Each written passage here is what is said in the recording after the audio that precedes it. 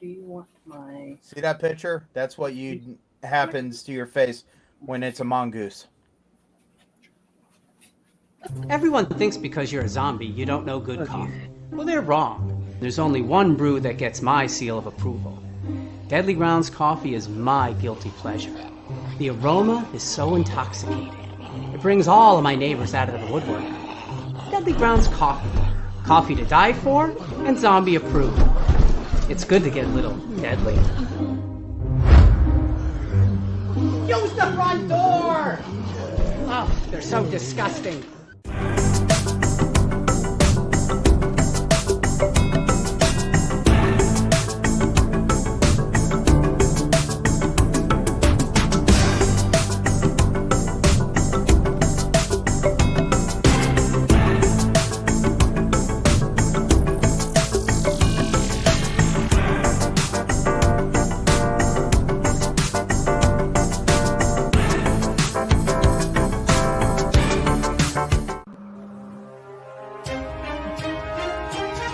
The Dorkening and all affiliated shows are not intended for anyone under the age of 18. The following may contain discussions or scenes that have adult situations, graphic violence, nudity, strong sexual content, and graphic language. This show is intended for mature audiences only. Viewer discretion is advised. You're watching Tanner's Haunted Secrets on the Outline Network. What they say. Dun, dun, dun. There's a secret sound hidden deep within the center of the earth. Until you listen closely enough, you can hear it. And it sounds like razors through flesh. We are merely here to turn out the volume.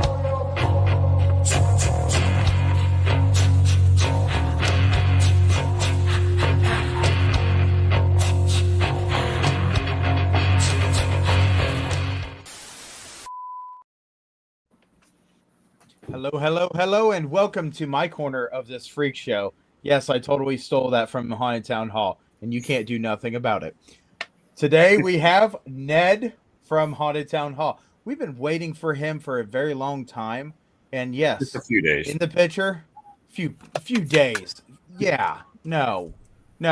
Ever since I started this podcast, I have threatened him over and over. I will come to your house. And now he brings his house onto the podcast. And I'm very happy to have him. We have Friday with us tonight. And Hello. Yes, like I said, Haunted Town Hall in Lafayette, Ohio. And let me just tell you, I love this haunt. I really do. There's a lot of haunts that I get to go through. But this is one of them. I can't wait to see what he has moved, what he has done. Ned, go ahead. Tell us a little bit about the Haunted Town Hall. It's a 2-story haunted attraction in the original haunted town, or the original town hall for Lafayette, built in 1899. The building was used for the mayor's office, sheriff. There's a jail cell in there, fire department, playhouse. The entire upstairs was set up all open with a big stage where they used to have plays. And then over the years, the library was in there for a while. The school has used it. And then sold. Somebody used it as a house. Another guy bought it to live in, and then originally started the Haunted Town Hall with my former partner's brother at the time. And then after they shut it down, Dave and I reopened it 14 years ago. But we try to keep most of our theme is towards about 1920 be the highlight of the building.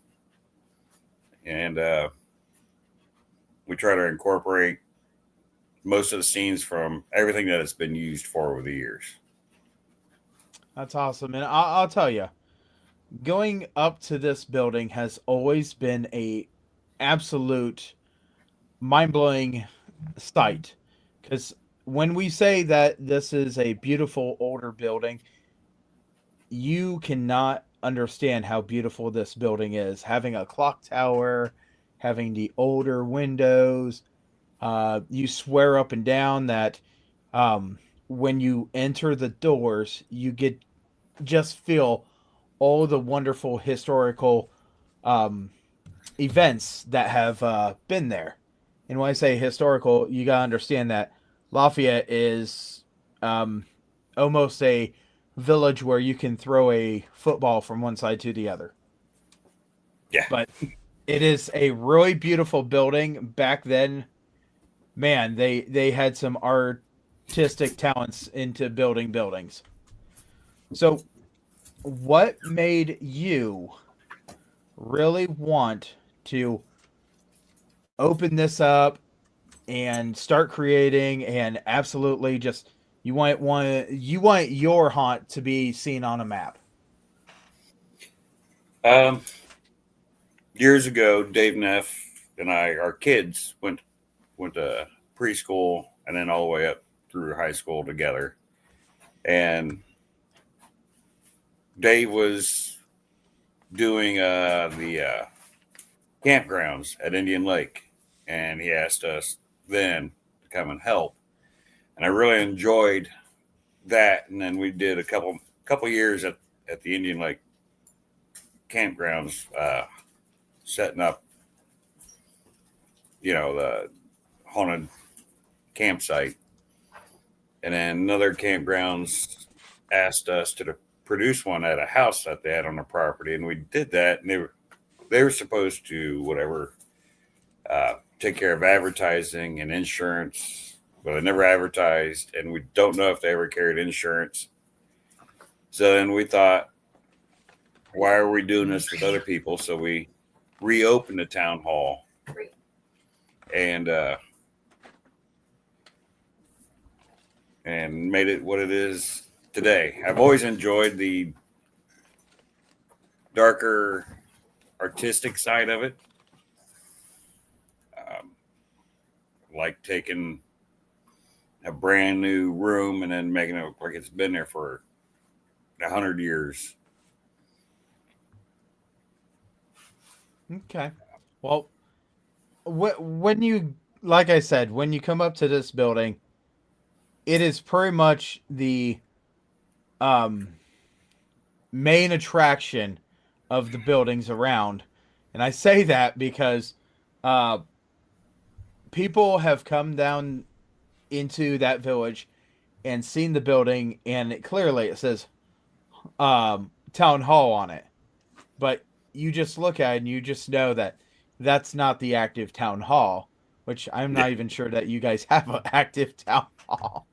Yeah, it's actually down the road by the fire department, but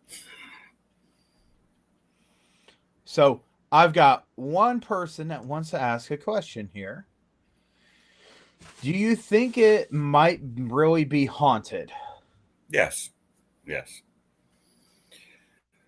lot of personal experiences being in there years ago. And one story years ago, Dave and I, when we first reopened it, we were on the stage and working on installing at that time a vortex tunnel that we had.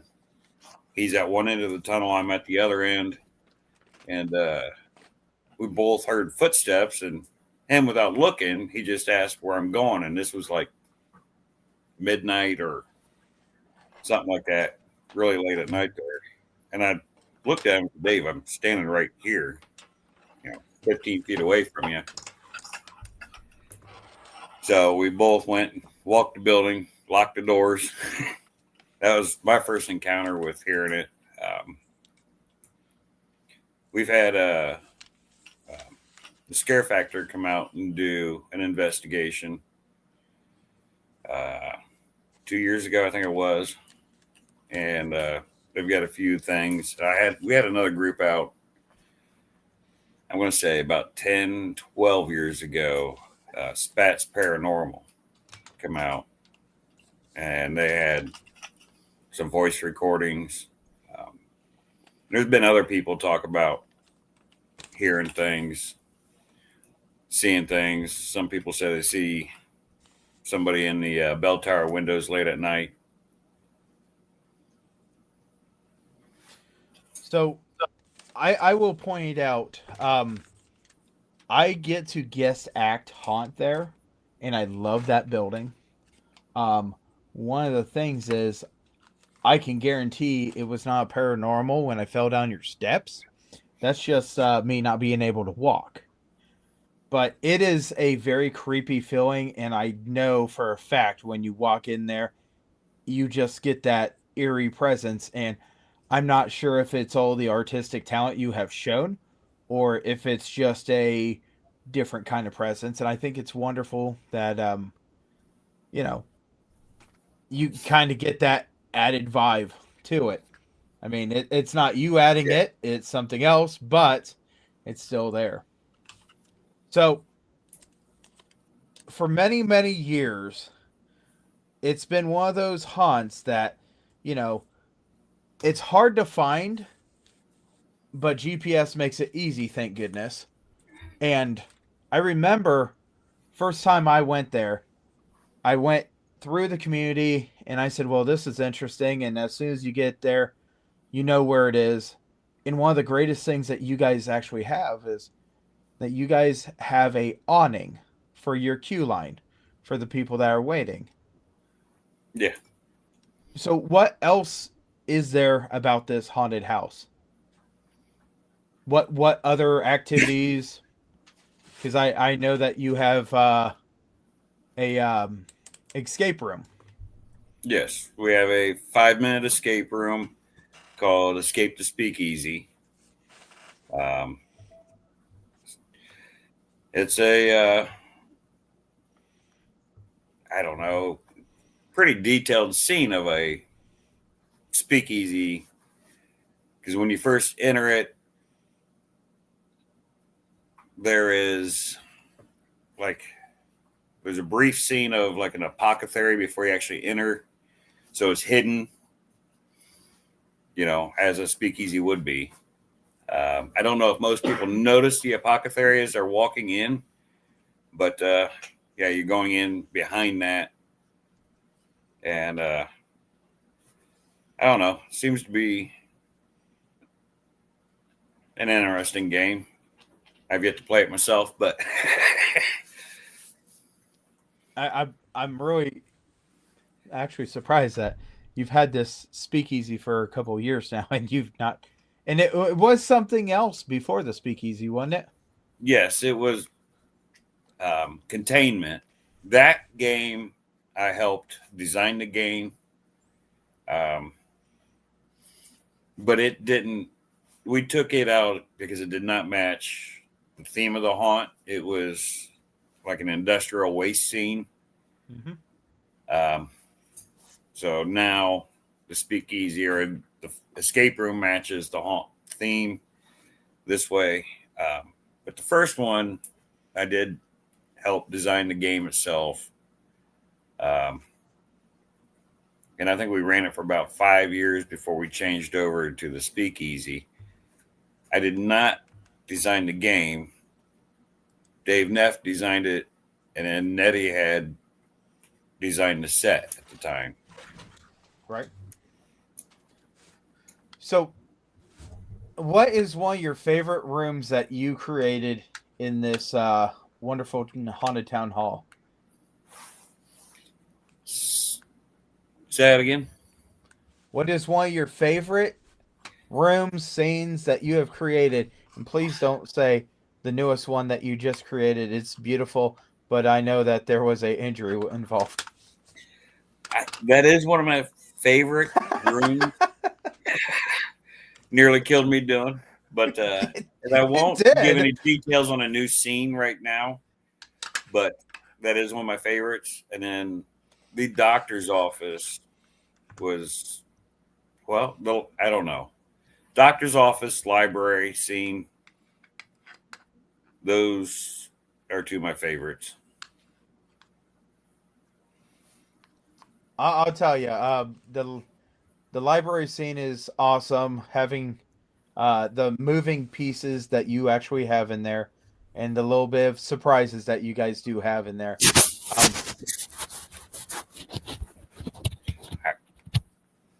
I don't think I helped. Let me just say Maybe it right now, It's still I ugly.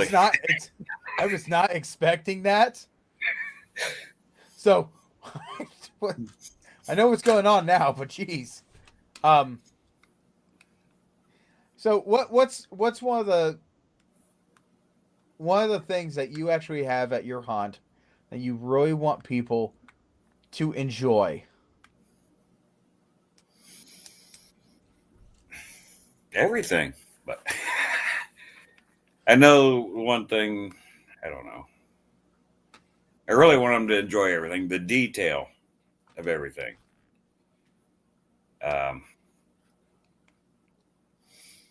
Yeah, we put a lot of time between Nettie, Jim, or I in the detail and the scenery that I really want people to be able to get a good look at it as they're going through. It seems like every single time I come over to visit you, and mind you, let me tell you, his haunt is 30 minutes from my haunt. So that is one of the coolest things. That's why I could answer almost any of these questions for him, and it makes it really hard not to be like, well, I know you're probably going to say this, but I know this haunt is so close to me, and it's a lot more passionate to me. But I want to point out that it is a really awesome uh, haunt, and I have taken so much stuff from his haunt to be able to look at it and say, can I use it in mine? And that's what we do as haunters. But the detail in your stuff is absolutely amazing. The slight changes that you make to one room to make it bring out more of a pop. The sensors that you use in yours is awesome. And I will tell you that this haunt has a maze. And Ned, I want you to talk about this maze, because this maze is not like any other maze I've ever been through. And I've been through a lot of mazes. The tilted maze, yeah.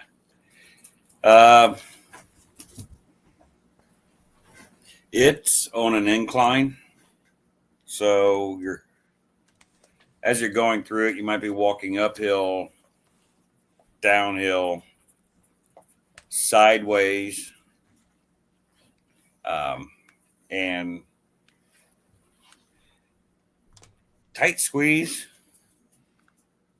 throughout it. But it's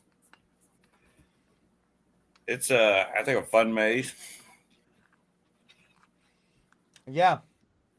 It's surprisingly very, very fun. I like that maze. And it's relatively short for a maze, but it's just big enough to get people mixed up in it. Yep. So Friday, I know you're on here, but you got your microphone shut off. Oh, my kid's in the background doing his usual things, and I brought the camera off. That way I could actually see what was happening instead of just listening. Okay. So, you got any questions here? Because I have a couple. There you go. Okay, I'm going to go with Sophia's first. She wanted to know what was the anything that you suggested that could make the costume, the outfits that haunters put on more fun or more scary and closer to their personality, if you had thoughts on that.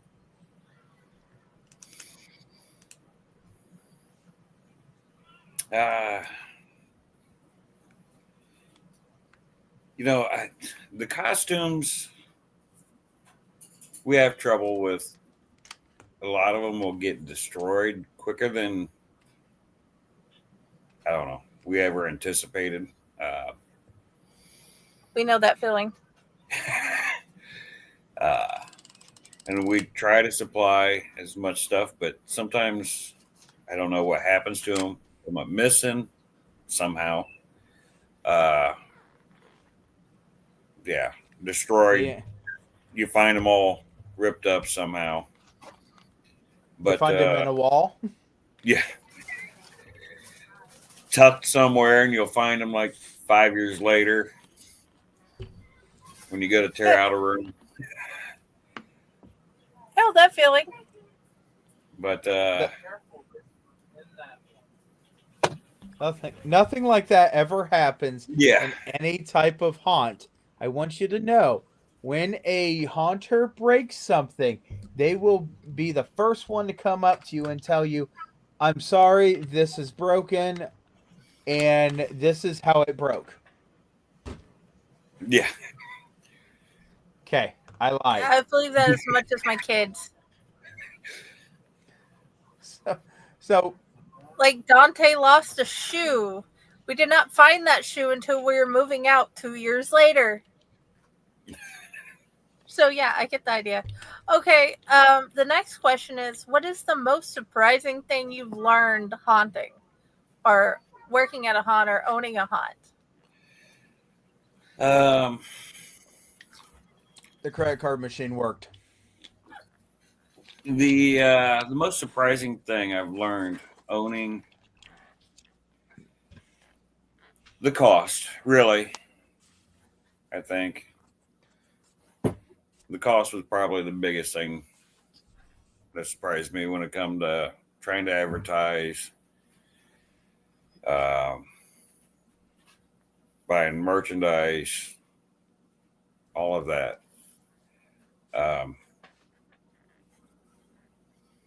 Props, I knew, anything that we actually purchased was going to be expensive, but I knew that pretty much from the get-go. So we've always tried to fabricate as much as we can.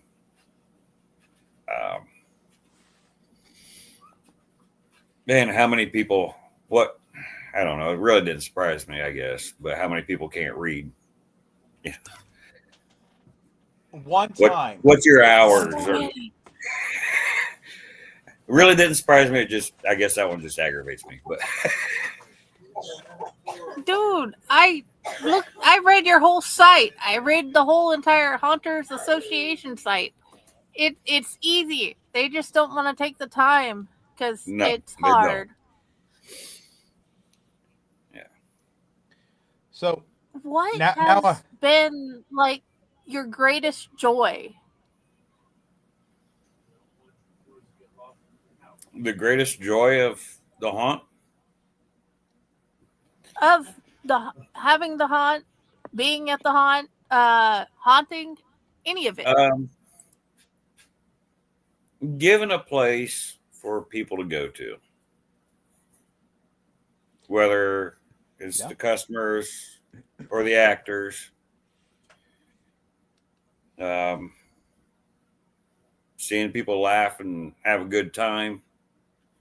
The actors, it's a dysfunctional family, but they're all there because for one reason or another, they are there though because they feel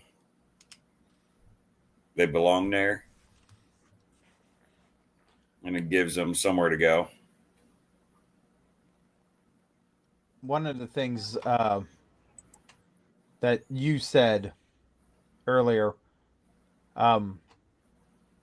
when you're talking about props, how early do you think you should buy a prop? That way you've got time to build around it, set it up, or whatever.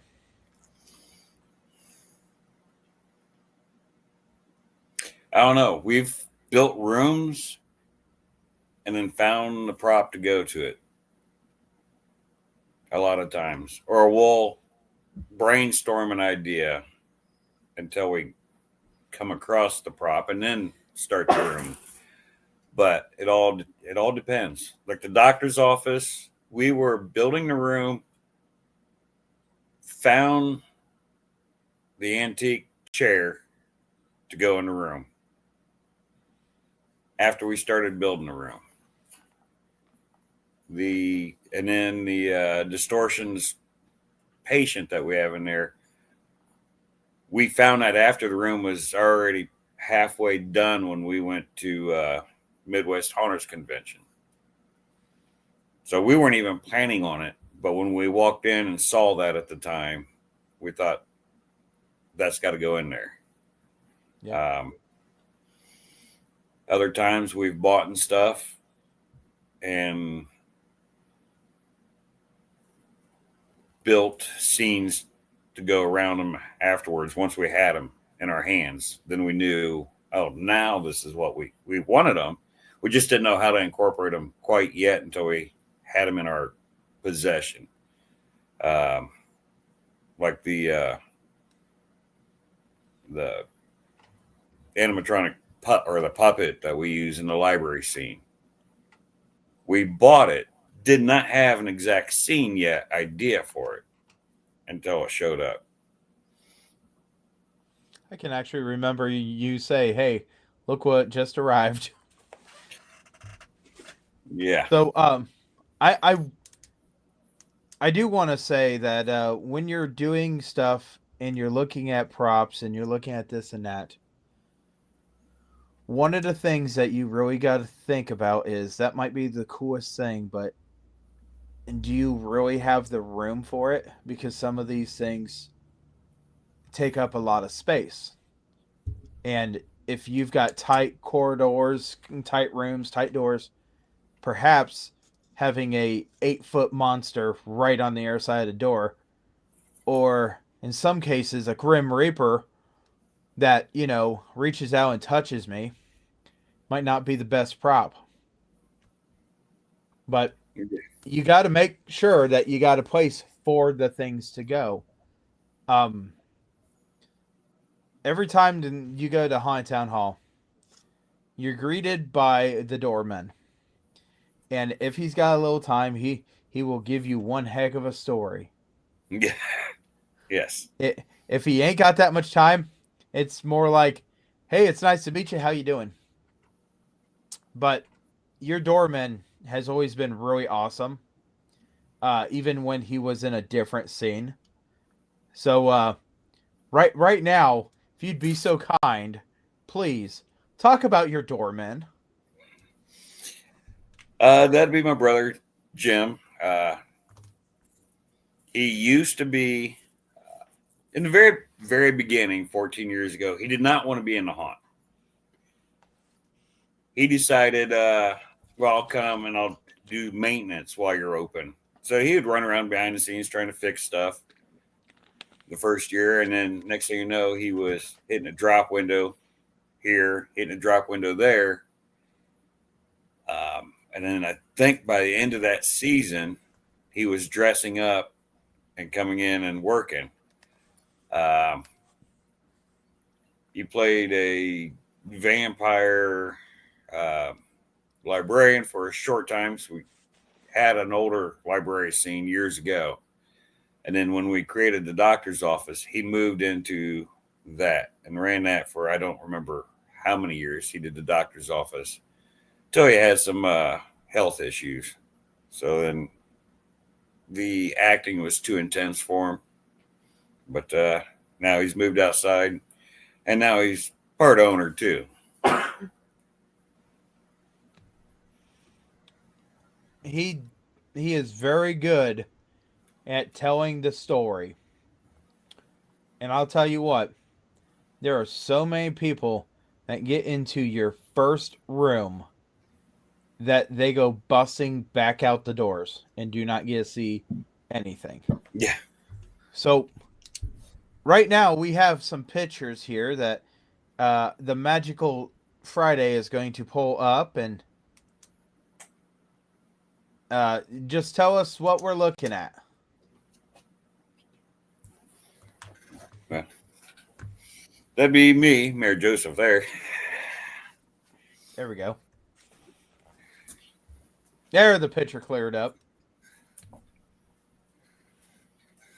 Yeah, another variation of Mayor Joseph and Nettie when she was working as a doctor when she took over for Jim. And she did 2 years, 3 years. I don't know. Some time. Some time, yeah.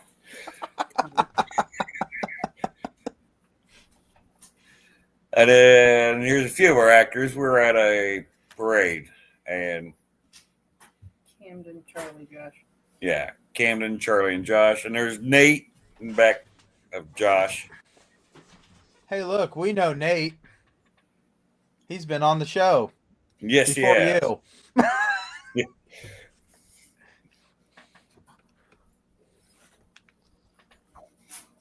But yeah, it was a parade this year we did. Is that the same parade that you tell me every year I should Yes. come? And you give me like 1 day notice? That's because we don't remember until about the same time we'd let you know.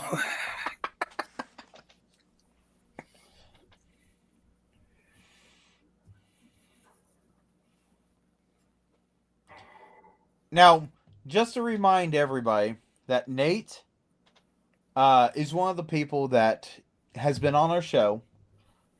He plays, and I don't know if this is still exactly what he's doing, but he did play a hillbilly. Yes, still does. And he's in the hillbilly area. I don't want to tell you exactly what he does, but he's a great person, and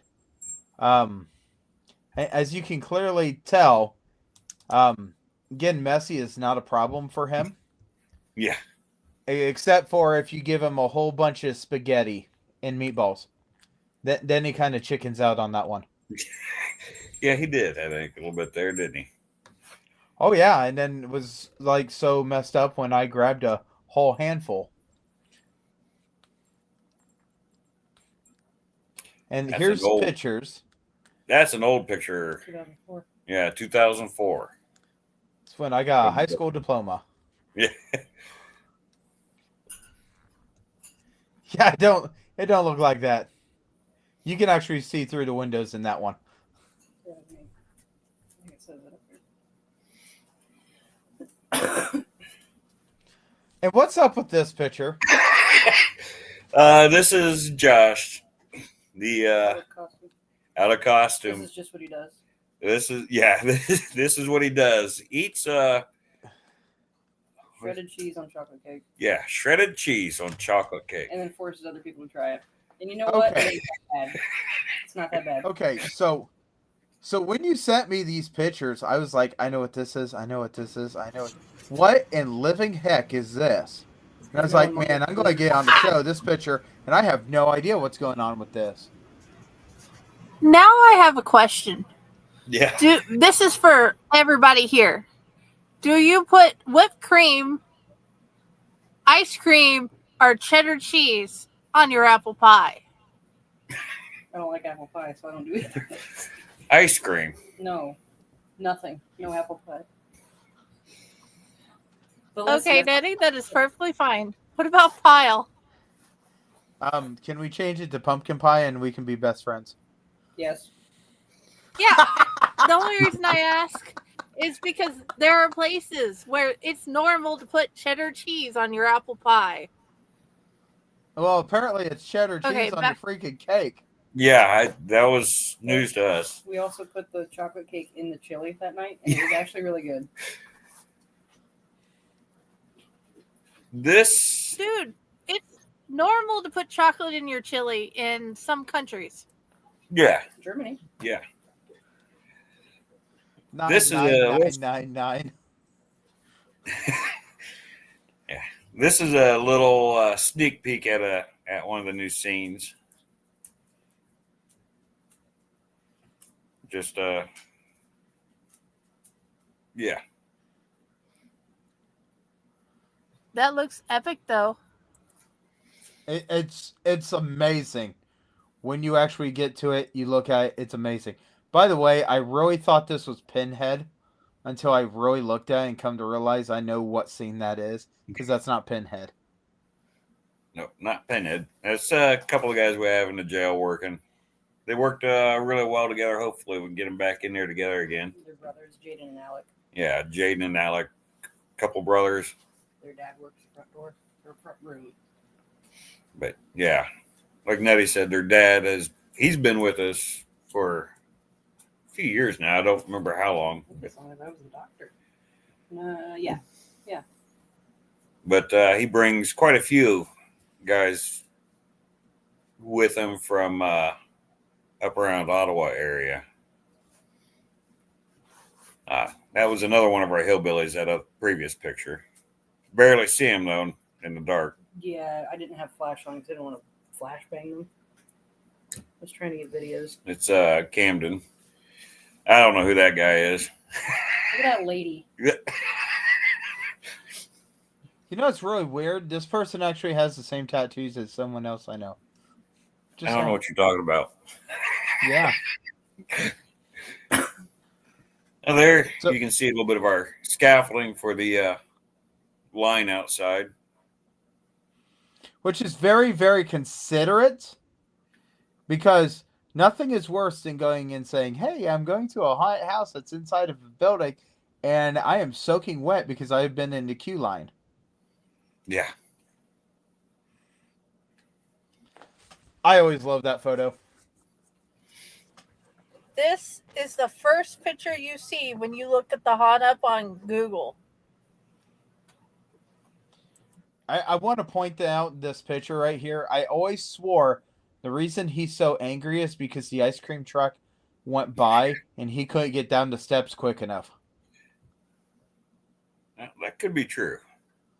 I mean, I've fallen down them steps, so I'm telling you, you don't go down them quick. And that is one of the best pictures. I loved it. So cool. Good That job, was- Nettie. Good job. Yeah, during an actual storm, caught that. Mm-hmm. She was so proud of that picture. There she is again when she was inside working as a doctor. She's just beautiful. Sure is. Shut up.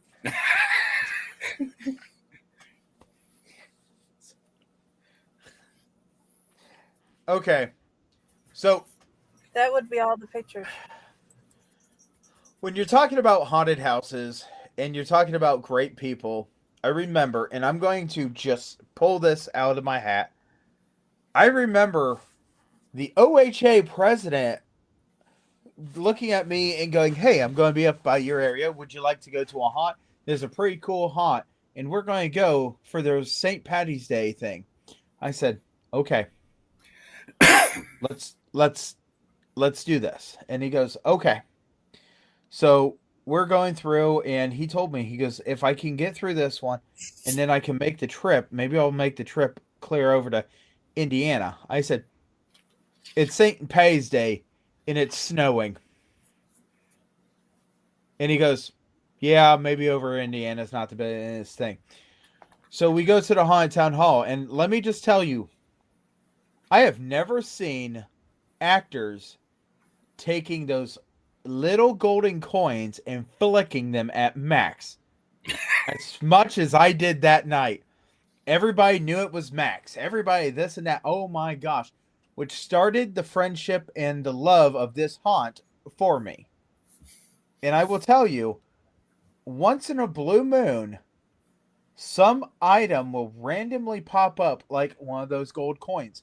You have not done a St. Patty's Day in years and used those gold coins, but No. yet they're They're still still everywhere. around. When you They do are a everywhere. holiday haunt, this is one of the things that absolutely amazes us that will always be left behind. And it's a great thing because when you're doing this, you can be in the kitchen, which, by the way, I love being in the kitchen, especially if I got my Tory bowl plunger. And I'll ask you if you would like to sample some of the brown pudding. But yeah, there's just every time you touch something and you take the time and this and that, even though you swear up and down, it is one of those times that is absolutely 100%. Oh, I'm rushing this. I gotta get this done. And it's like, it doesn't look like it got rushed. Oh, well, you could tell here and here. His haunt has so much great detail in it. You will not see all the detail because you're seeing everything. Everything's happening. Before we get into this next part, Ned, can you please tell them what is the smell in the kitchen? Slaughterhouse. Yeah, slaughterhouse. Although it smells more like A dirty fucking cat box. a dirty fucking cat box. It is horrible. You walk in this room and you see this person at this table and they have this bowl. This bowl has been assaulted on that table so much that it's actually crinkling into the bottom. I have helped that bowl. Tried not to keep its shape. But I'm telling you, when you go through this haunt, there are areas that have been altered this way. I don't know. Do you? I know the one area got moved or redone, so I don't know if you have a fog area. No, we do not have a fog area anymore. Okay. Not at the moment. I'm not going to tell you. I'm not going to tell you what's in there right now, but I'm going to tell you, that fog room was so thick that you would walk in and have somebody in front of you and you lost that person because there's a freaking blinding light that hits that fog and just everything turns white. So we have a segment before we lose you. We have a segment on the show and we're going to go ahead and do this segment because I know that Friday is absolutely just dying to get these questions out. We have a special little guy that asks his mommy every single time. And these are random questions. But we're going to do the questions by this little guy, Dante. He wanted to know what things you build just make you happy. I think, yeah, everything. Like him, everything he builds with all his blocks, he's just like, "Mommy, look at this new thing I made." He found out there were kitchens in various places, so he wanted to know what you like to cook. In the haunt, body parts, but No, what you actually eat that you like to cook. I don't really cook anymore. Nettie does it all. About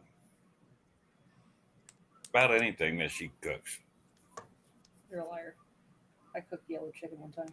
Okay, one meal so far. I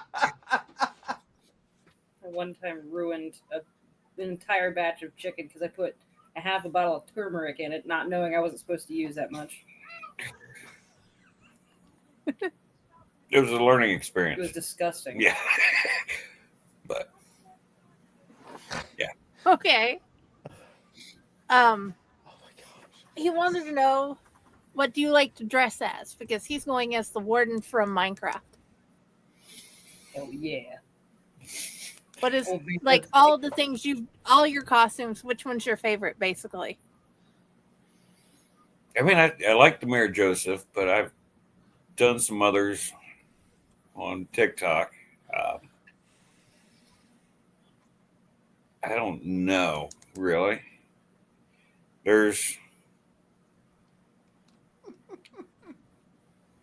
Yeah, I don't know. There was one costume he did, and I thought it was an awesome costume. And let me just tell you that it was a great costume. He went as a groom in a wedding.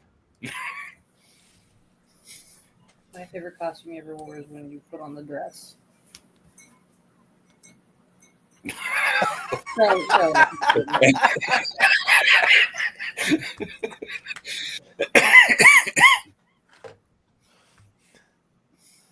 Okay. So- Oh yeah, there were two more. What is your favorite candy? Favorite candy? Reese Cups. Reese cups. Okay. And the last one, what is your favorite show? Favorite chip? Show. Show. Okay. Sorry. Getting old, can't hear. Favorite show? That's okay. What's your? That's not a good I don't- excuse. I don't really have a favorite show because we don't have TV. Okay. So So basically, what you should have asked him is, what is his favorite radio program that comes across his squawk box? You don't listen to radio either. That's a good question. we got Amazon. no, music. no, he does, because there is a scene that there is a radio and it has that song playing. Oh, in the cabin. Yes, What about it? yes. That song. Midnight? No. Hold on. Pause. You're the one who found it. I know. Shut up. Please tell us about that radio. Oh God. No, I'm serious. Hang This has on. got to be one of the best things about Haunted Town Hall that I just found out, and it just got added, and I'm yeah. And this is where Friday, I'm sorry, but you've got to hear this, because this was Okay. done by Nettie, and this is amazing. She did a great job, and I was like, you've got to be crapping me when he explained what this was.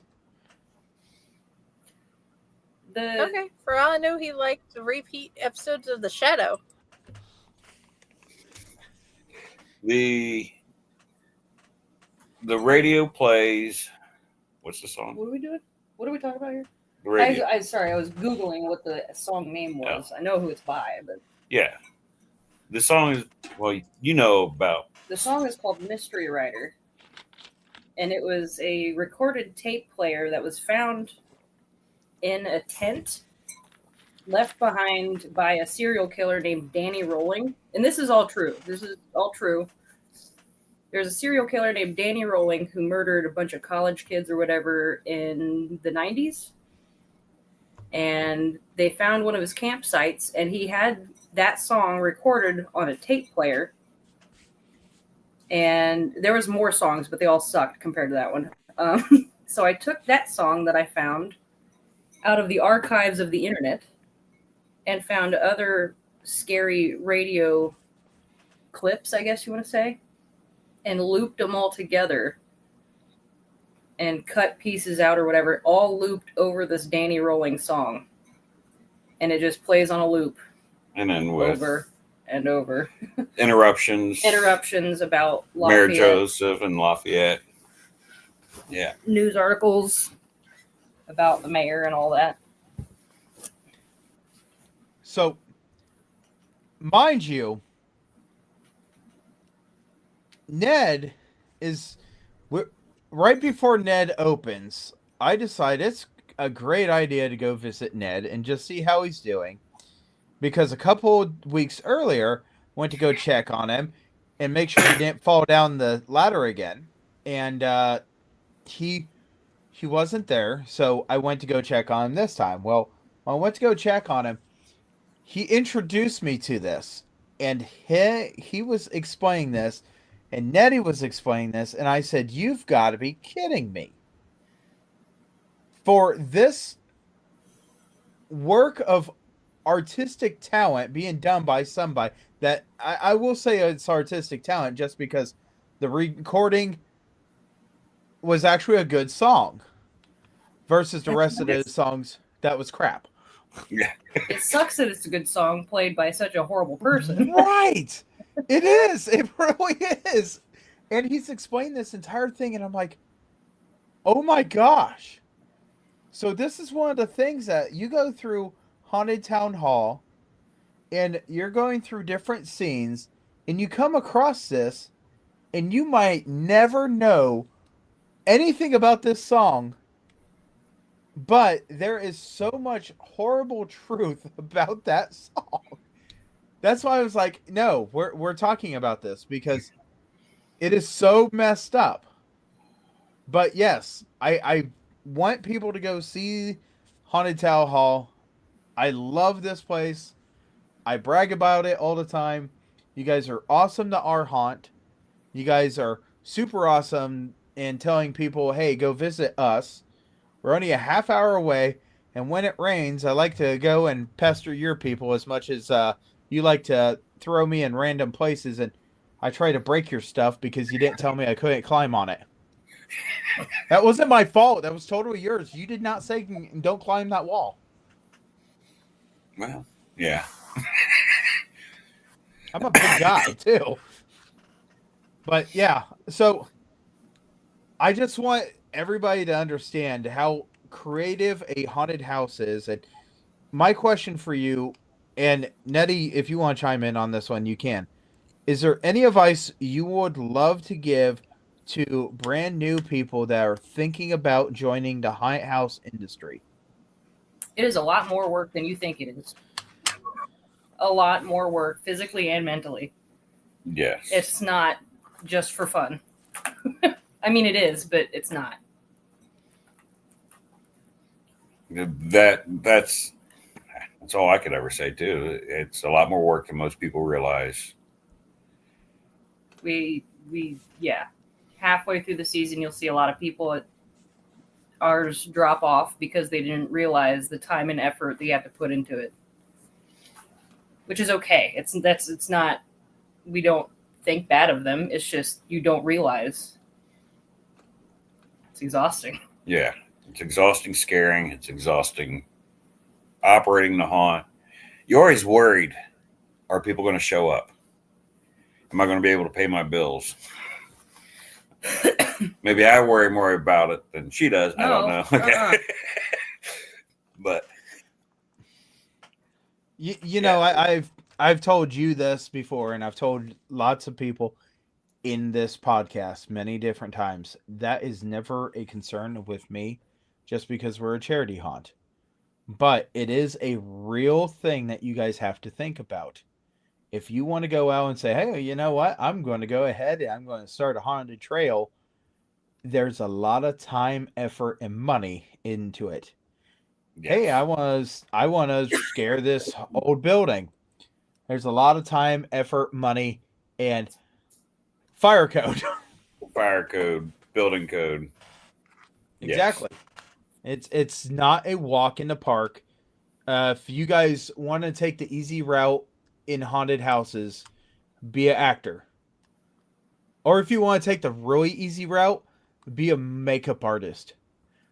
Because that is, as soon as you get done putting the makeup on people, you can kind of relax because you're not going to lose your voice. I don't know. The stress of getting people painted in time. Yeah, because that's Got me fucked all the way up. I'd rather not.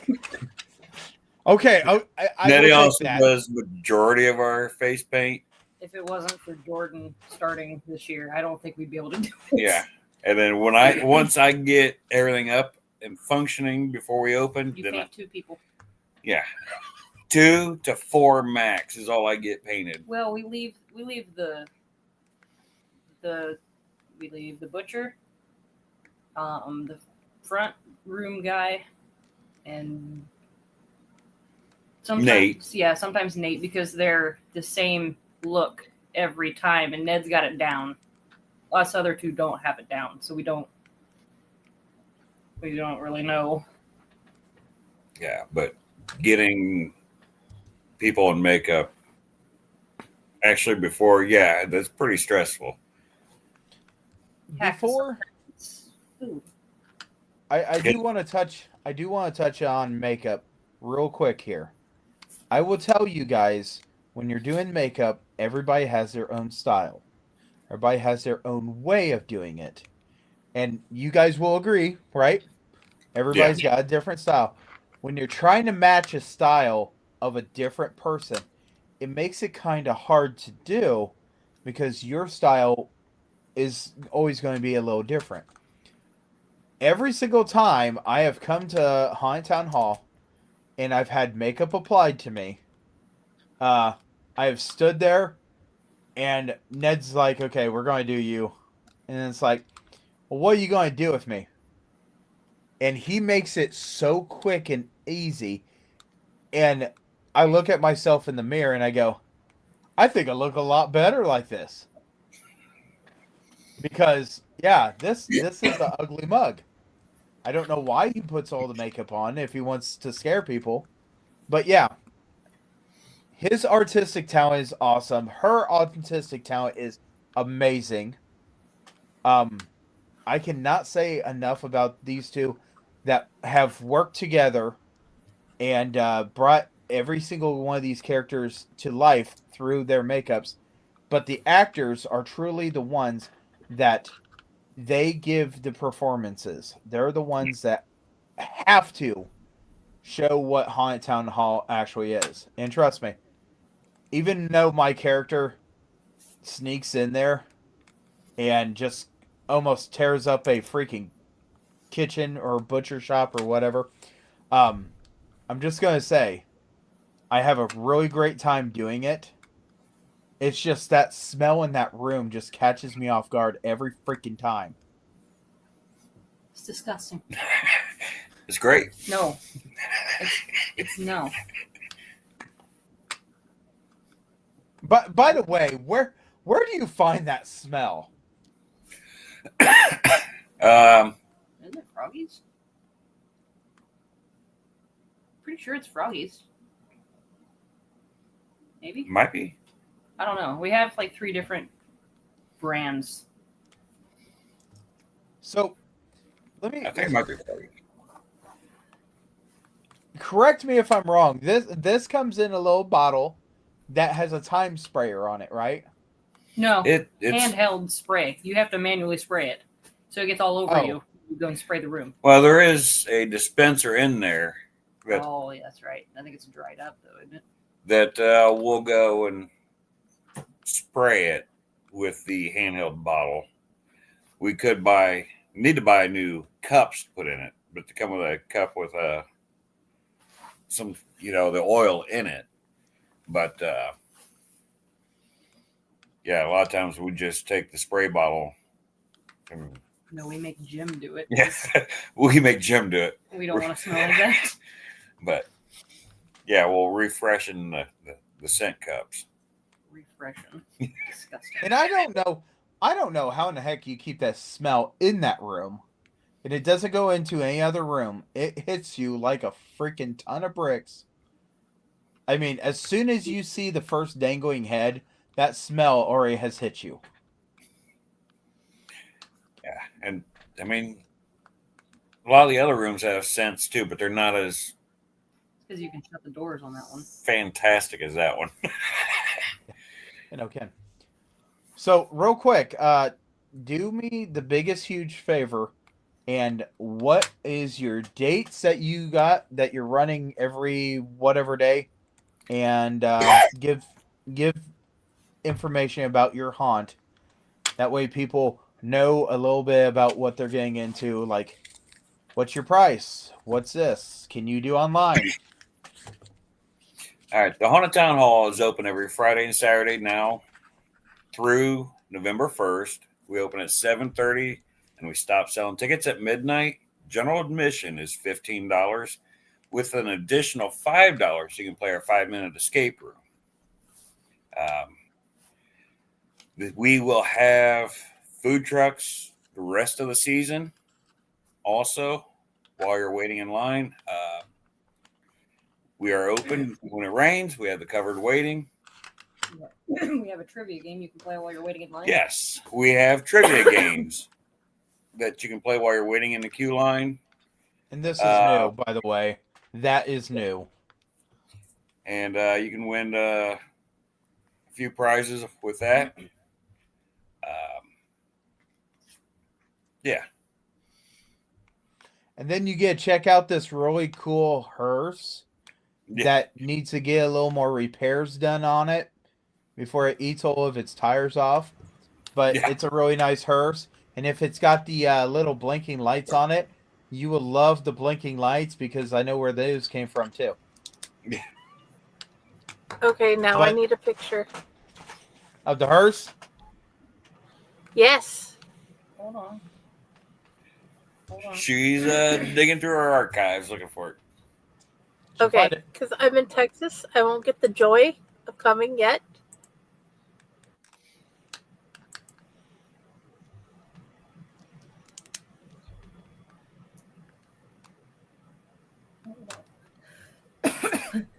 Back So- into One more question while she's looking at this and trying to find it. By any chance, are you thinking at all about doing a out of season haunt this year into 2026?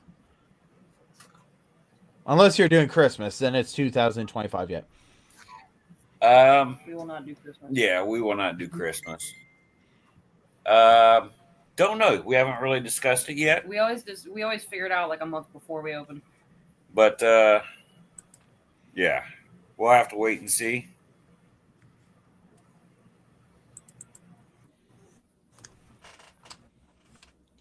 Feel like things just went ping. A picture. Hey, a picture is better than no picture. Hang on.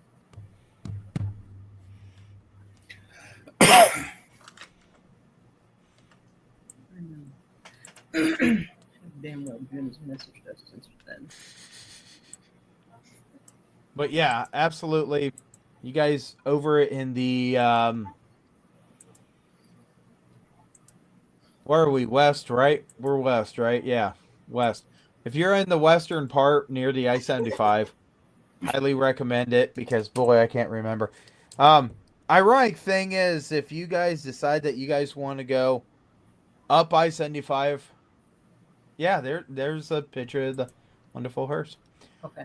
If you guys are down in the Thank you. Cincinnati area and you guys want to travel this way, just remember you're pretty much going to the center in the middle because I-75 is pretty much between Cincinnati and Toledo, and my haunt is actually the middle of that monstrosity we call I-75, and his ain't too far north.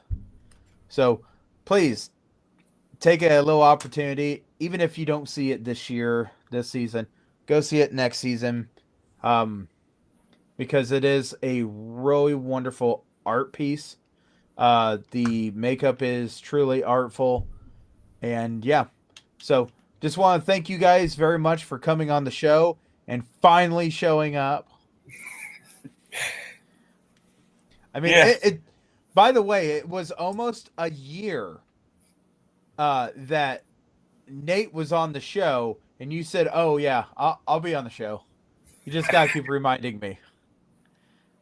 But you know, we understand. Haunters are busy. I hope that you guys have a wonderful haunting season, and I hope everybody goes out and enjoys.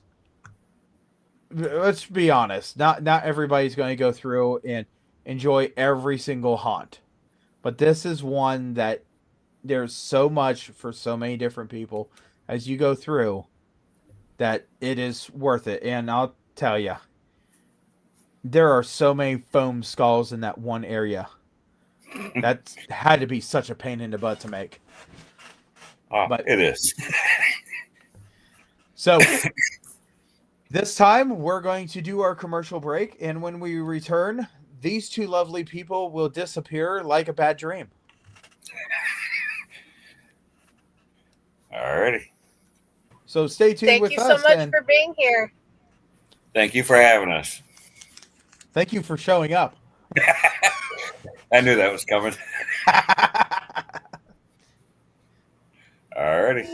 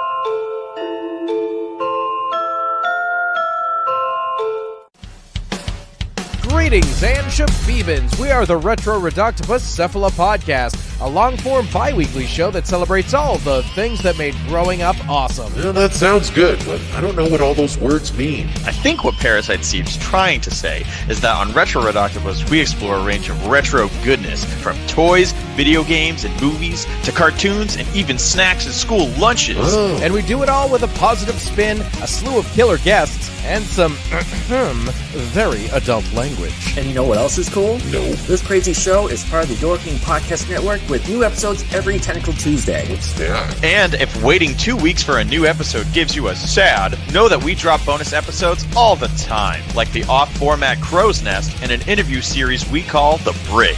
You can listen to Retro Reductibus on Apple Podcasts, Spotify, Stitcher, or any app that's cool enough to carry the only show that celebrates all the things that make growing up awesome.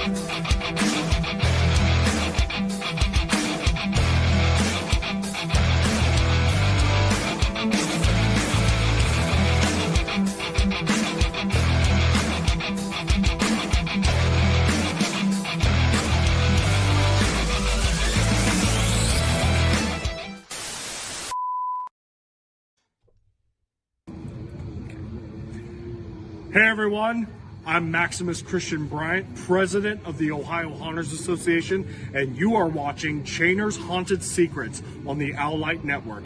And I wanted to invite you all to come see the Ohio Haunters Convention on May 9th and 10th in 2026 at the Ohio State Reformatory in Mansfield, Ohio. See you there.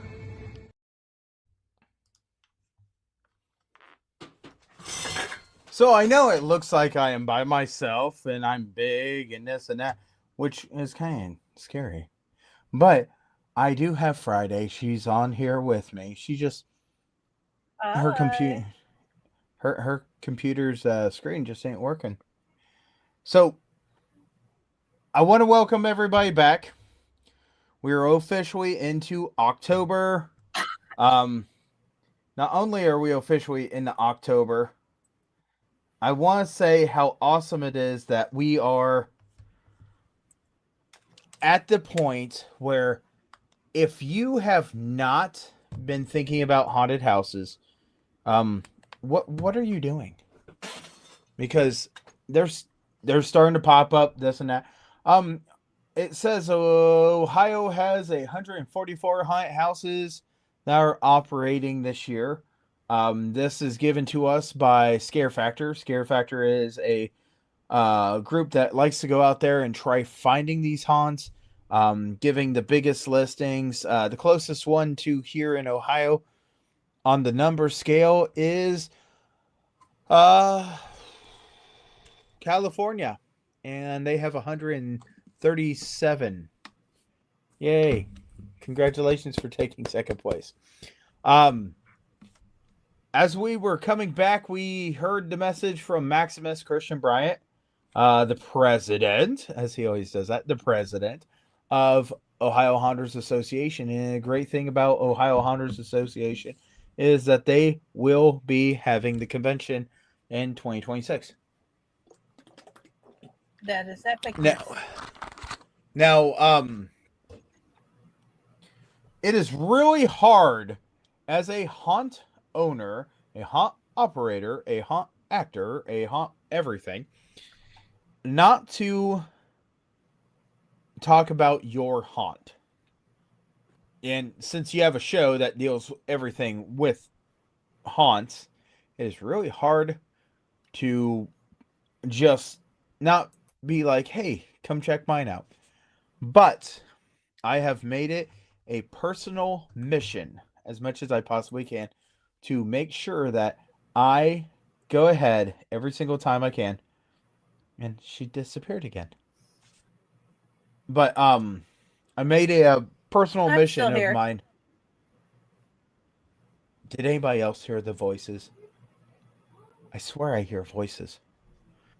But anyway, I make it a personal mission of mine to do my very best in taking the opportunities that I have been given to talk about different haunts. There are plenty of different haunted attractions out there right now, and that's one of the greatest things. You have cornfields, you have haunted houses, haunted schoolhouses, haunted barges, haunted boats, haunted orchards. There's plenty of different types of haunted trails, but no single one is going to be exactly the same. And if you think, oh, this one's just like everything else, that's an incorrect statement. I would love to go to every single one. I was able to this year go to Forsaken Forest, which we've had on the show before, and man, that is a really awesome haunt to go to. Like I said, I've been down to Dayton, to Hell's Dungeon. I've been over to Columbus. Carnage actually got a new name. It was bought out this year, and the new name is Columbus Scream. So go over there to Columbus Scream. Go over there and tell them I said hello. For some reason, if you look at them and say, hey, I watched this podcast, it'll be very interesting because, it's always great to hear that people are saying, hey, we watch your podcast. I was actually on a podcast for someone else the other week, and we got the opportunity to talk about everything I do in the haunted house industry. And if you don't know, I am one of the board members for the Ohio Haunters Association. And it's great because I love doing it. One of the things I want everybody to understand is I try my hardest to be a person that is for every person in the haunted house industry. And that's always great because when you're going through haunted houses, you never know what you're going to get into. Give every haunted house a opportunity. Try going through everything because this being done, yeah. So I will tell you that there are different haunted houses or different groups, different groups that go through haunted houses and they do a rating system. I have always been interested in the rating systems, but there again, I want every rating system to be as fair as it can be from one to another haunt. And it is really hard to look at a rating system and say, I trust your rating system. Just because some people don't play by the rules. And so, when you're looking at these Google reviews and you're looking at these different things and this and that, take some time to look at the nastiest reviews that you can see on there and possibly think that might be put on there by a haunt that has competition. And I say that because, that would never happen. No other haunt would ever give another haunt a bad review. Right, Friday? That would never happen. Oh, no, that would never happen. Stuff like that doesn't happen in real life. And when you're looking at businesses, that is exactly one of the biggest problems that haunted houses have. Because it is 6 weeks. It is 8 weeks. It is 4 weeks of just haunting. You're competing with everybody else to get people through the door. And if you're a business haunt and not a charity haunt, of course, Now, me being a charity haunt, I absolutely understand. Yeah, I want to get people through that door. But I also want you all to know that I am not going to put another haunt down. And one of the key things that we do on this show, we do not allow one haunt to talk about another haunt in a negative way. We've never had a person do that, but we all agree that if that gets done, we have to apologize to everybody, and we might have to get rid of a guest. As we start searching for guests and we have guests on the shows and this and that, that's one of the fears that we actually have. Is this person going to be one of those people? So we want to bring a quality show to you guys. We all agree that it should be a quality show. Here in 2 weeks, we have a person that is a very interesting situation here because he's not a haunter. I think he does home haunts. But it is one of the people from the Cleveland Haunter Club, which is awesome. I have the utmost respect for those guys. I would never be able to get my tail up. Hey, start back from he was not a haunter. I don't think he's a haunter right now. Because you had glitched out. Oh, I glitched. Oh. Yeah, that's why I'm saying start back from he's not a haunter and then continue because you disappeared. Oh, I didn't even know I disappeared. Maybe I disappeared off of your computer. Anyway, so the person that we have coming up here in 2 weeks, he is not a traditional haunter. He is part of the Cleveland Haunters Club. And the reason that we want to talk to them is because Cleveland Haunters Club is absolutely doing some amazing things. They have events twice a year. They have one that is called the Haunters Garage Sale, and the other one is called the Haunters Flea Market. It's both up in Cleveland. He invited OHA, Ohio Haunters Association, to come up, talk to them, talk to us. And it was just amazing just being able to do this. I hope that we get the invite once again. That way I can make that trip and go up. Perhaps our podcast can be up there. But one of the biggest things is the Haunters Club. It's home haunters. And we've had home haunters here on this show. OHA is starting to do little things, and it says, "We love your home haunt. Share it with us, Ohio Haunters Association on Facebook." These cards get passed out. I got more than anybody else just because they get printed off my computer. I feel like as we go around the United States and we start talking about these different haunts, we need to make sure that perhaps we get some cards and just go and say, "Hey, would you like to post a picture on Chainer's Haunted Secrets?" Because I want to see it on OHA as much as I want to see it here on Chainer's Haunted Secrets. When it comes down to the haunted house industry, no one person is going to have the best out of the best because you are looking at everything with great detail. Some home haunts have slipped over from a home haunt into a professional haunt, and that's amazing. When you think that you're big enough and it's no longer just a Halloween party for you, you want to really take it to the next level, absolutely, give it a shot. This last year, we've been able to do a lot of different things. Had some great people on here.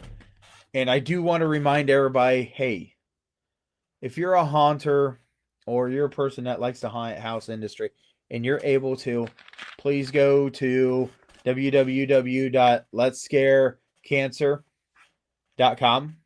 And I'm wearing the shirt tonight. Most of the time I have a pen or something. I've got something running around here with that. Please think about making a small donation. These go to helping haunters that have cancer. We learned a lot about this in one of the shows that we had. And there's a lot of things that we are always excited to do. And I know that my haunt, being a charity haunt, does work with people with cancer. We also work with different programs, this and that. And I'm very, very proud of my haunt.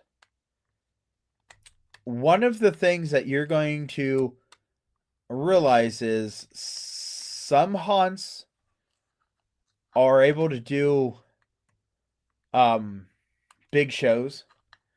And the bigger your show, the more people that talk about it, the more actors that you're going to want, or the more actors you're going to get that want to be part of your haunt. Ours being a charity haunt, it's kind of backwards. We got the people, but there's a lot of people that don't know who we are or what we're doing. So what we do is we actually take the opportunity and we invite people to go ahead and come out to our haunt and give it a shot. We don't guarantee you're going to make it a night. In fact, some people don't make it a night. I've had 2 of them in the same night have to leave early because they just couldn't do it. And that's perfectly fine.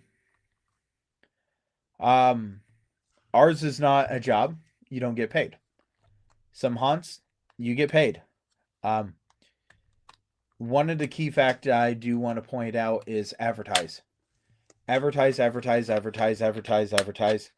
Did I say advertise yet? Maybe we should put a scrolling bar or a scrolling thing underneath me that says if you're a haunting or a haunt, advertise. Advertise, advertise. Yes. There is one of the key factors about... Can I please add one thing on the previous thing you said? Some haunts have buildings that are like old, like previously used as like the town jail. And then they built the bigger one like next to it or down the street. And they have this tiny space. And these haunts take this tiny space and they make it amazing. Mm-hmm. Please count those people in. Oh yeah, absolutely. Don't look at... I have been really amazed. One of the best characters I've ever come across is a guy that had a Jack-in-the-Box that he glued the lid shut. So it played the do constantly, over. And what made me laugh about this is this guy followed me through a maze. Absolutely followed me through a maze. And he wasn't very scary, but he was very entertaining to me. So please don't count out haunts because they come up some really interesting things. I've seen people in gorilla suits. I have seen people in tinfoil suits. I do not recommend tinfoil suits. Oh no, not the tinfoil suit. But everybody has other things. Everybody has things that people are going to be like, oh, look at that. Right now, one of the people that we have that keeps on surprising people is just in a camouflage netting. And people go and they make comments about, oh, I wish that there was somebody in here. That would be scary.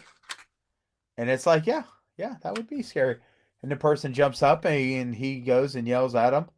And then people's like, I didn't even know you were there. So just think about this kind of stuff when you're going through a haunt. Give it a shot. If they say they're a charity haunt, take the opportunity, go through it. You might be pleasantly surprised. If you're a haunt actor, pass your knowledge. Seriously, just take the opportunity, pass the knowledge along. If you're a haunt owner, work with other haunts. Find a way to partner. Find a way to do a lot of things. There are some haunts that are close enough that they actually do a bus tour. Like the bus goes and gets people from one haunt. They go from there and they go to a next haunt and they do haunt jumping. We've talked about that. Terror Tours just did theirs last week, or it's coming up this week. I don't know which one, but Terror Tours was able to do theirs this year. And I highly recommend everyone to just take an opportunity, go through haunted houses. There's too many scary things in the world going on right now for you not to have a enjoyable, controlled haunt or a controlled scare. And if you're one of the haunt, or you're one of the people that go through a haunt, you're a guest. Remember, you're a guest in their house. You do not have to make some of the remarks that you'd make. You chose to pay the money to go through. If you thought it was going to be a lot better than what, you paid for, you took a chance. Be respectful. And I'm telling you right now, don't mouth off to people and say, well, I could be scarier than that, because you're going to end up with an application in your hand. I've done it every single time. Even if I'm not scared, or if I'm just like startled, I'll just say thank you and move on, because I'm just like, whoa, okay, that was cool. It be respectful, because they worked hard to get this going. What they did, and it's every like 3 to 4 minutes, and they have practiced on these characters. They have built this haunt. Please give them their due for even trying, even if you're not impressed. They work their asses off. I am just, dude, I can't wait till Saturday. Yeah. One of the things I will point out is a lot of time, a lot of effort, a lot of money goes into the haunted house industry. If you have not figured this out, the haunted house industry is one of those haunted house industries, or it's a industry that makes more money than any other holiday industry. Makes more than Christmas. And it's probably because a defective short circuit light bulb is probably $16. It's got a good thing. Some of the stuff that is normally around, we're not finding. It's hard to find stuff now. And I think some of that has to deal with some of the stuff that's going on. I do not want to bring up why I think it's happening. I just want to bring up that, hey, there's a legit situation that some of the things that we know, we probably are not finding so much. One of the things I want to post as soon as I can, and as soon as I do have the dates on here. As I mentioned, I was on a podcast for a different network, and I'm going to say, hey, it's pretty awesome being able to do this. So, let me look at here. So the podcast was called the Jellyfish Manifesto. I hope I'm pronouncing that right. You can find Jellyfish this. Manifesto looks cool. Yeah. So you can find this on YouTube. It is not part of our network. But they were awesome enough to have me come on. They were awesome enough to actually ask that I talk about my show here, Chainer's Haunted Secrets. It will be posted October 16th at 7 o'clock. Really great guys over there. So I want to say something here, and I want everybody to know this, okay? The one gentleman, I asked him what kind of accent he had, okay? Me not being mean or anything like that. He actually informed me he had a speech impediment when he was younger, and this is the best he's been able to come. I really thought he was speaking English, but coming from German. And he's done a wonderful job of being able to talk and this and that. So, you know what? My hat goes off to him. He did a wonderful job, along with the other fellow on there. And I'm sorry, I'm really bad at names. I know one is named Eric, and they have a nice little table that they actually do that podcast on. So one of the questions the question that was posted, hey, I figured it out finally.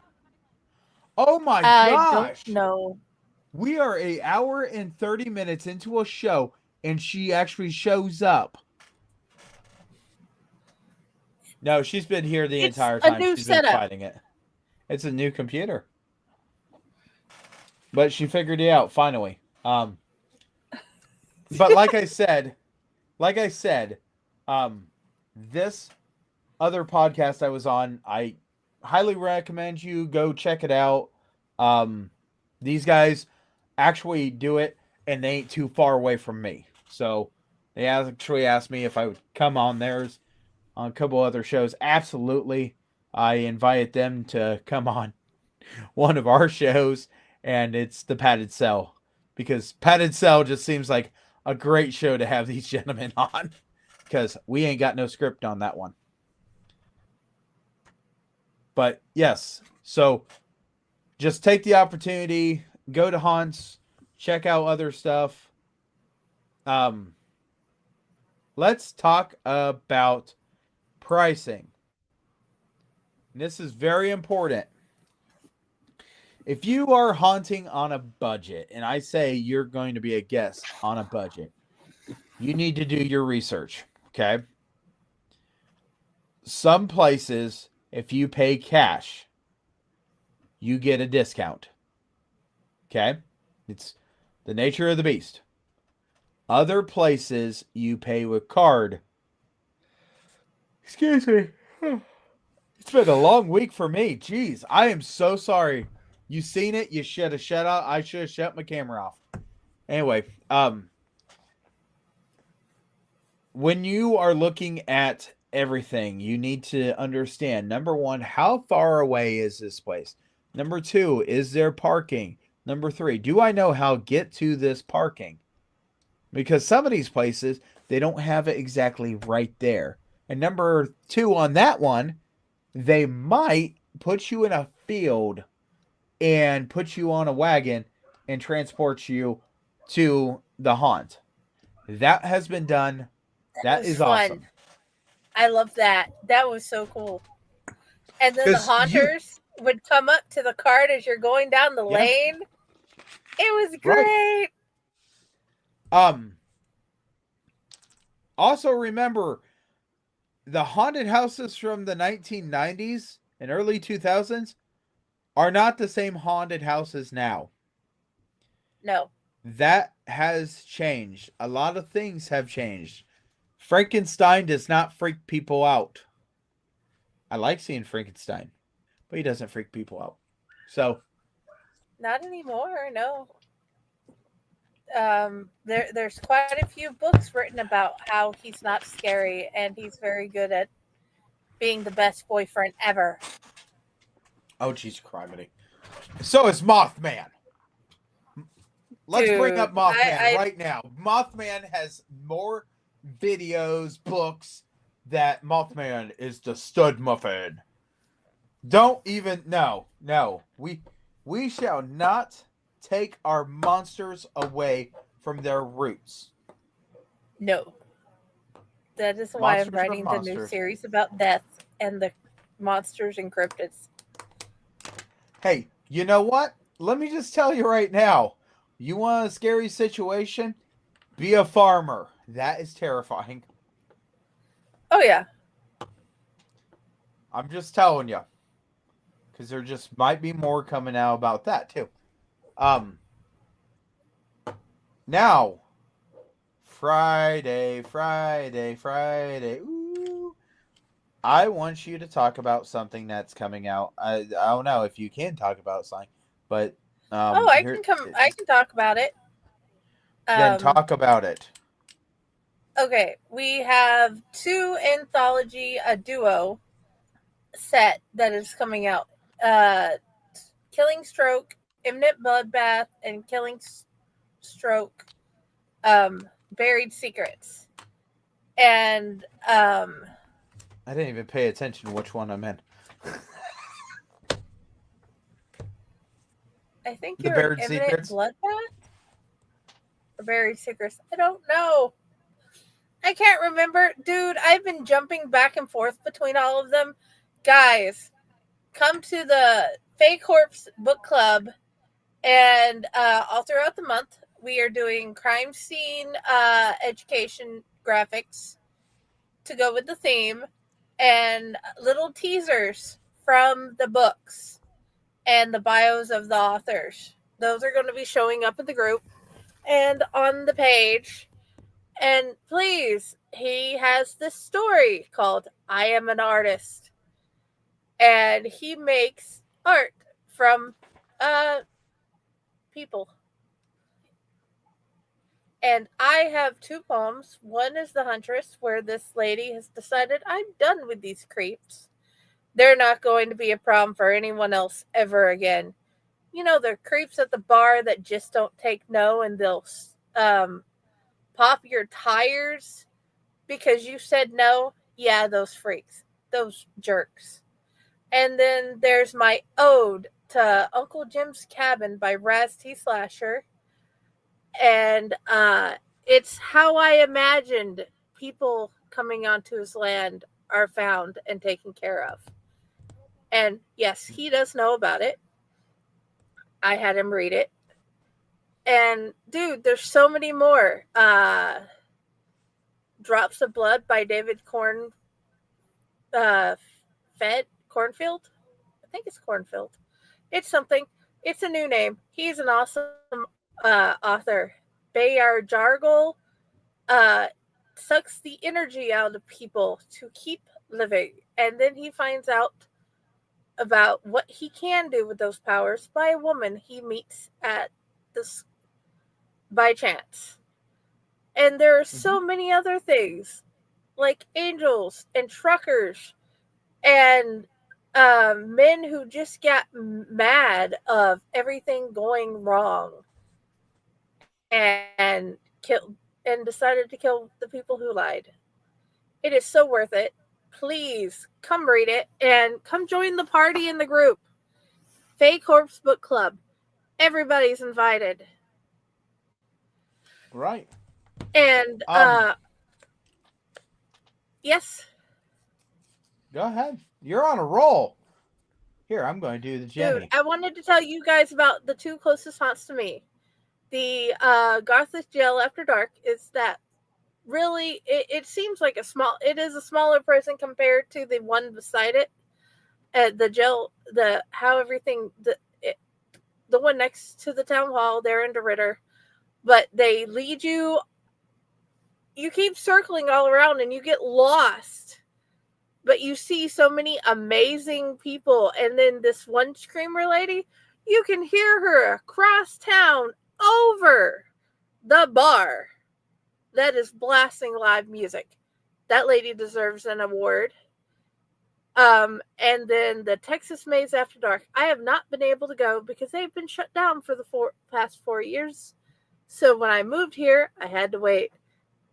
This weekend, this year's the year. I'm going to go find out about their haunt, and I'm going to tell you guys about it later.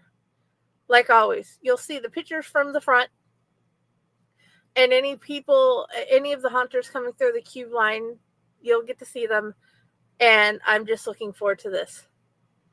Okay, now you can continue. I had to tell about how happy I am about both those haunts.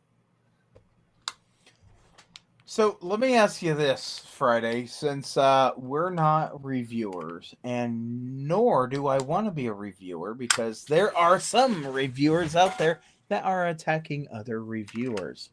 And I say that, and that's happening not too far away from me, and I think that that's very, very disrespectful and kind of disgusting. Let me ask you this. I agree wholeheartedly. Do you think it's a possibility of you going through your haunts and finding out who is your favorite actor in that haunt? It is. You can go through and you can find out your favorite actor. I can find out who my favorite actor, but also, guys, even though you're not reviewers and you can just go through the haunt, please tell about all the things you liked on like Google reviews and Facebook reviews, so other people will want to come. Tell about that haunter that had that one thing that you liked or that scene that you loved. Because I don't care who you are, you will go through a haunt and you'll be like, that is one of the coolest scenes, or that is the coolest character I've ever seen. Tell about that, please. Yeah, absolutely. Let me just say, I've only been able to go through one haunted house this year.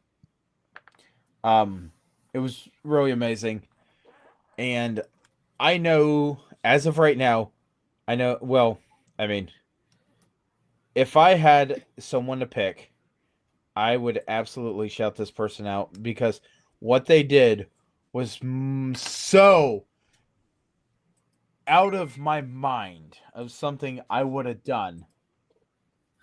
So what I'm going to do is, when we get into November, I'm going to see if I can pull a picture up of this wonderful gentleman, because I have ways.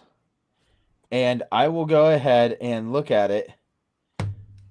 I will look at it and see if I can, in November when we do a show, see if I can find a great pick.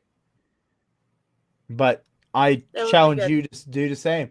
See if you can talk to him and tell him, hey, this is what's going on. This person is my pick at your haunt, and we want to go ahead and see if we could get a picture of this person and show it on the podcast. How's that sound? That would be awesome, because I am going to keep bothering both these haunts until I can get them on the show. Yeah, so that'd other be people awesome. can see why Louisiana and DeRidder, Louisiana, and Vidor, Texas, the closest haunts to me, are worth going to. Right. So what I'm going to also say is, I need to take a Sunday and I need to go down to the river. And I think it's funny because I can say, I'm going to take a Sunday. I'm going down to the river. I want to go USS Nightmare. I've talked to them. I want to go to the USS Nightmare. I've talked to them. They said yes, they want to be on the show. They've not got a hold of me at a later time. So I think I need to just go down there and go through. And as I'm doing it, I think I might have exactly what I told you I want to do, because I ran out of time to get them shipped to you. But I can absolutely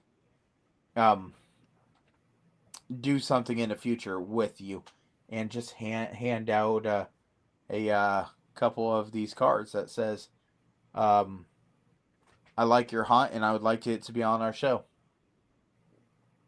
You know what I mean?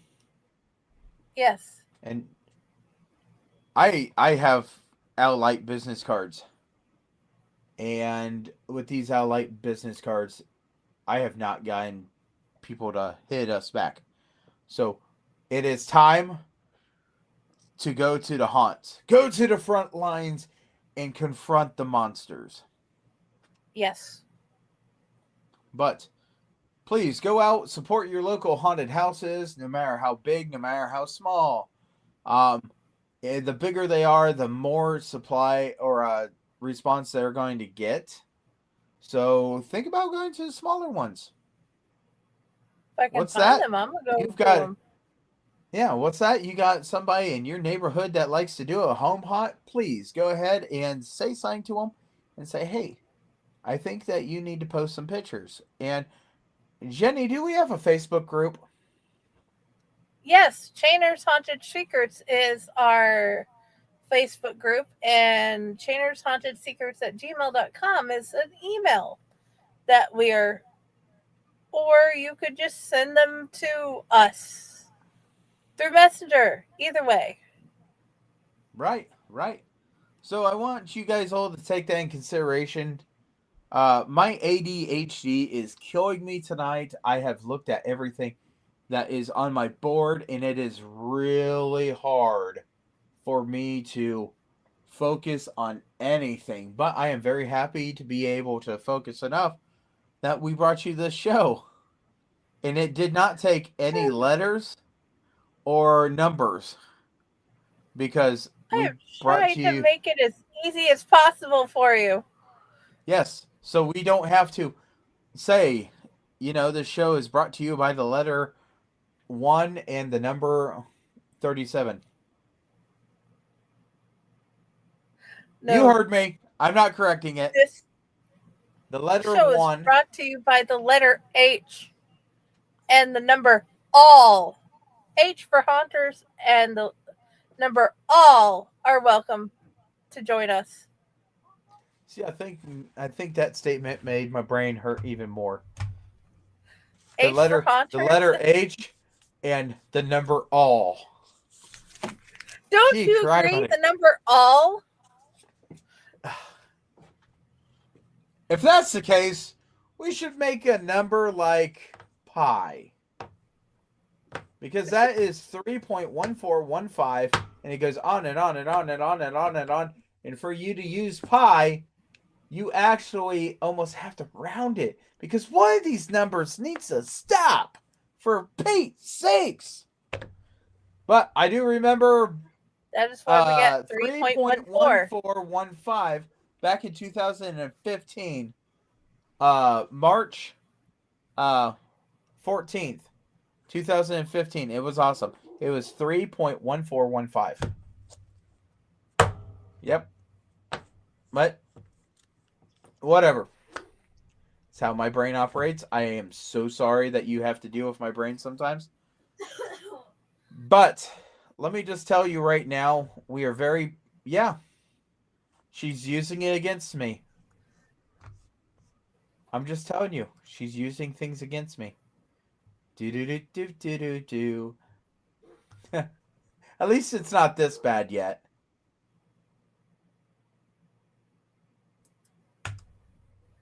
Well, it took me the majority of the show, but I figured out how to get this working. And now I figured out how to get that working. Right. So, Friday, do we want to... do we even know what we're going to talk about here in 2 weeks? Wait. No. Here in 1 week, we do know what we were talking about. You were going to force a man to come on the show with us. Or we're both going to pester the hell out of him. Nope. I am not going to force him. If he doesn't want to be part of the fun crew, he doesn't need to be part of the fun crew. But I am going to jump off here. We are going to wrap everything up. And I do want you to understand, Chainers Field of Screams is a charity haunt, and we are open every Friday and Saturday until the end of October, and last day is November 1st. This is a very special year because we've never done November 1st. And tickets are $12. You bring a non-perishable food item, you can go ahead and get $2 off. If you're an OHA member and you bring your ID, you get $5 plus free popcorn. That's a heck of a deal. And I also want you to know that Chainer's Field of Screams, we have a very limited ticket window opening from 7:50. 7:50 is when the tickets open until 10:30. That's pretty damn good, though. It's only 2.5 hours of a window. And the reason that we do that is because we are volunteers. We have a whole bunch of volunteers. But we do want you guys to take the opportunity. Come see us. If you're in Ohio, Indiana, Michigan, Kentucky, if you guys want to make the trip, it's not too far from other haunted houses.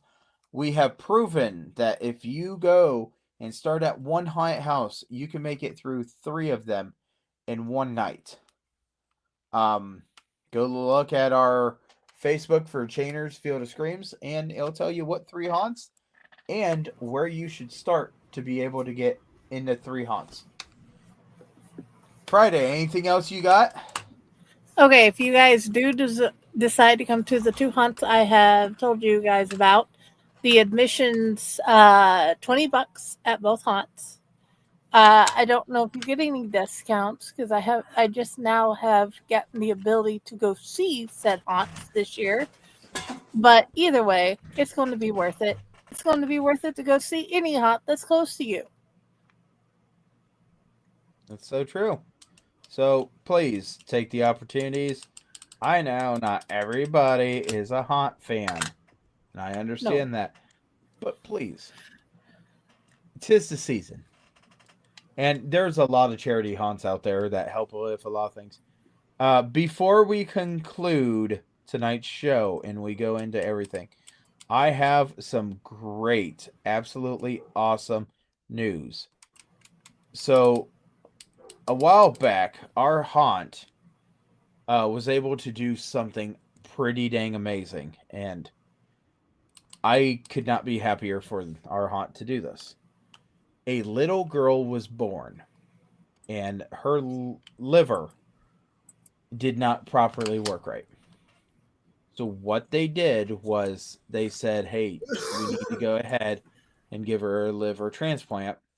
Brand new baby, and this happens. It's a terrible thing, we all know. Our haunt was told about it.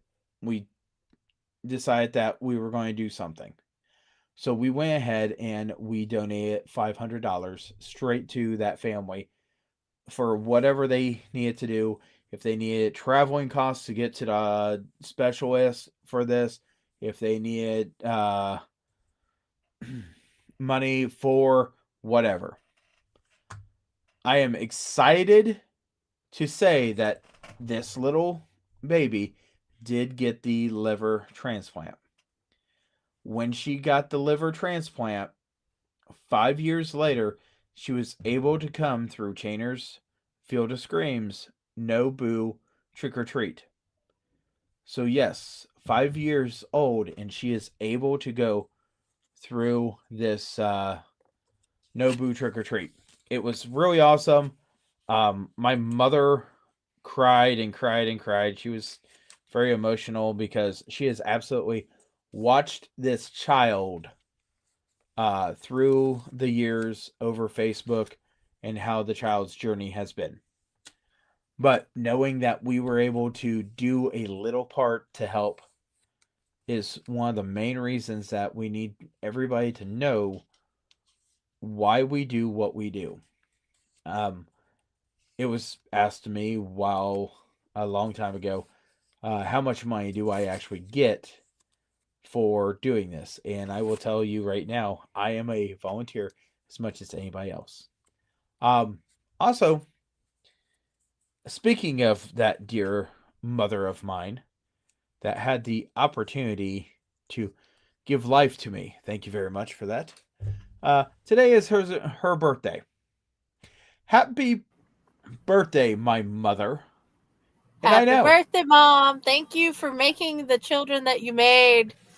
And thank you for the hard work you do every day. I want to point something out. I am not the favorite child.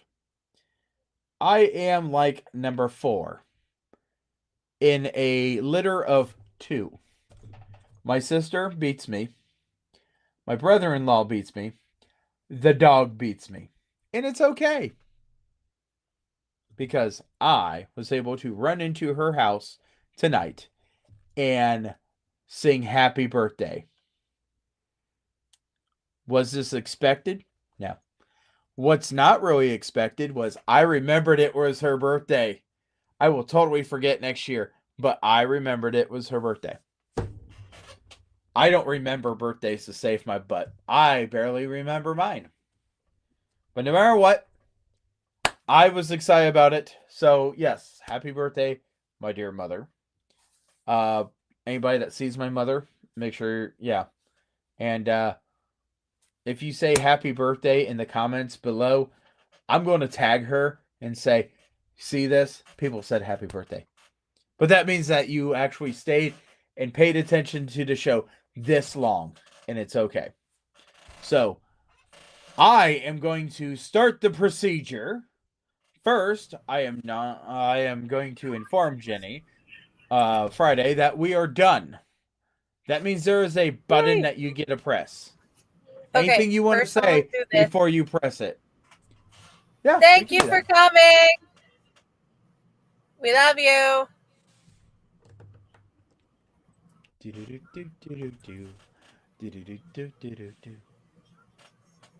Hold on a second. She can't find the button. No, I found the button. I just had to tweak the button. You got to hit it 5 times, don't you? No, I have to find the thing that's supposed to play. Well, it should play